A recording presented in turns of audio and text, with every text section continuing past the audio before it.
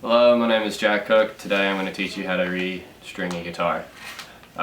So this is an electric guitar, and I typically use the Ernie Ball power slinks. It's good for finger picking and power chords, so they'll last a long time and it sounds really good. It's got a very bright sound. So typically on a guitar you have the E, A, D, G, B, and E string. And so pretty much when restringing a guitar, you want to look at the diameter of the string and pretty much go from there. So if you can't remember the names of the guitars, just think of it from the top string in terms of decreasing thickness. So the one we're going to start with first is going to be the 48, and we're going to go from there. So the first thing when you're restringing a guitar that you're going to want to do is you're going to want to loosen the guitar strings. If you don't do this, then when you go to snip the strings, oftentimes they can rebound and you can cut your face, put an eye out. Overall, just not good. So you want to start by tuning the strings like if you were going to tune them down. And you want to do this with all 6 strings. It'll make cutting them easier and also make it safer for yourself.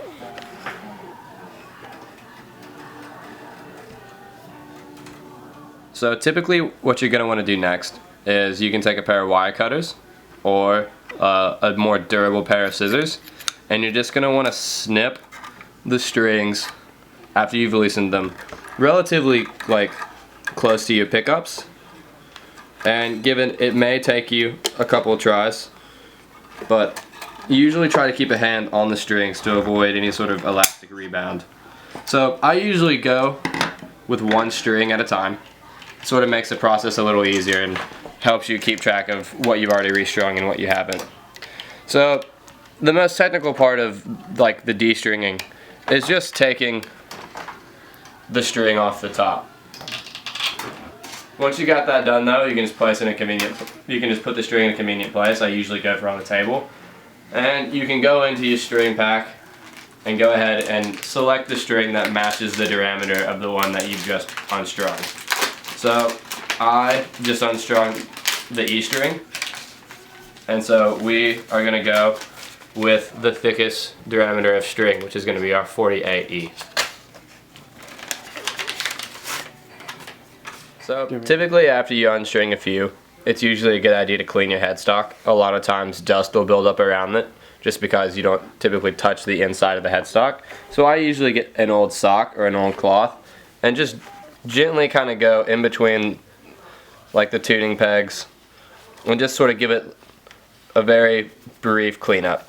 Makes the guitar look much nicer and generally is just good for keeping dust out of the mechanics of your guitar. So you're going to want to do that around the headstock, which is this piece right here where your tuning pegs are located. Usually give the neck just a brief run over, and typically around your pickups, just because you don't usually make contact with them very often.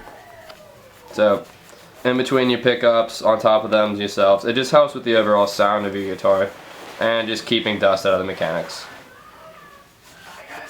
So in order to start restringing your guitar, what you're going to do is just take the selected string, so this is once again a 48mm E string, and you're going to run it through the appropriate slot on your guitar. Now this will vary from guitar to guitar, but typically it's pretty straightforward. So you'll then run it up the guitar and you'll adjust your tuning peg to the position that you want it in. I typically prefer to wrap my string around the back side of my tuning peg and then back through the farthest hole.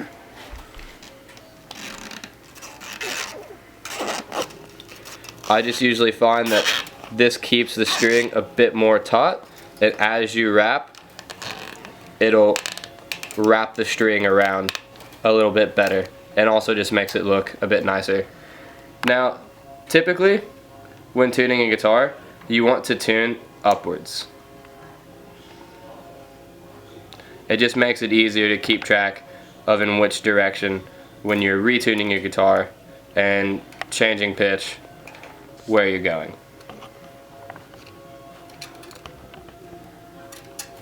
And once again, when you're tuning a guitar, I typically avoid putting it into standard tuning or drop D or anything like that until after I've got all strings on. So when putting strings back on your guitar, just get it to an appropriate enough tautness that the string just isn't sliding over the neck. So when switching over to the other side of the headstock, it's important that you tune your tuning pegs in the same direction. So as on this side we've gone up in order to tighten the strings, you're going to want to make sure you do the same on this side. So on the opposite side of the headstock, you too are going to want to go up in the same direction in order to tighten your strings. So once again, you're just going to get your tuning peg where the holes are facing horizontally, and you're just going to go around the back side.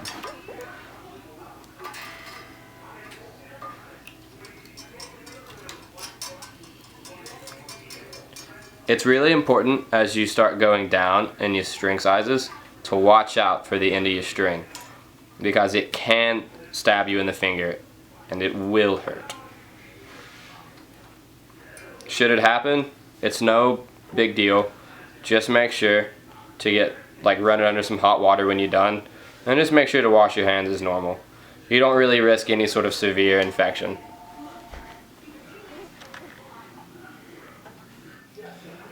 Okay, so once you've got all your new strings on, this is typically when I personally, you can do it as you go, but I usually save it for the end. This is where you go and you snip the excess string. So when snipping the excess string, it's very important that you go about as close to the peg as possible. Now you want to make sure you don't snip any of your other strings, but at this point just try to make it so you can snip just enough to where you have barely a little hanging off. And you're going to do this for all 6 strings.